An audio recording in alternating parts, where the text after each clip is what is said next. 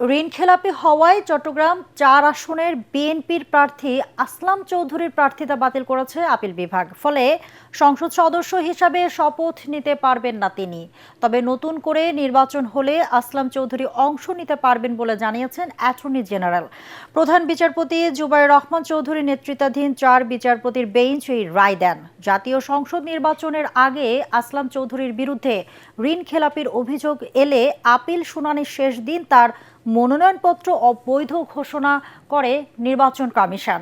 সেই সিদ্ধান্ত চ্যালেঞ্জ করে রিট হলে হাইকোর্টের আদেশে আসলাম চৌধুরীর প্রার্থিতা বহাল থাকে। তবে তার প্রার্থিতা বহাল থাকায় হাইকোর্টের আদেশের বিরুদ্ধে ঋণখেলাপির অভিযোগ এনে লিভ টু আপিল করেন একই আসনের জামায়াতের প্রার্থী আনোয়ার সিদ্দিকে।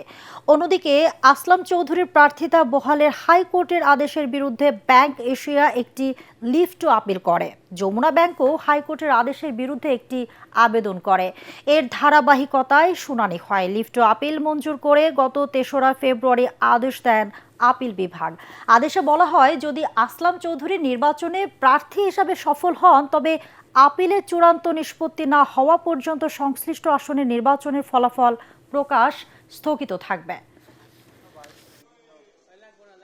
এই রায়ে আপিল বিভাগ নির্ধারণ করেছেন যে তার মনোনয়ন বাতিল ঘোষণা করেছেন। যেহেতু তিনি ঋণখেলাপি হিসেবে জনাব আসলাম চৌধুরীর নমিনেশন বাতিল ঘোষণা করা হলো।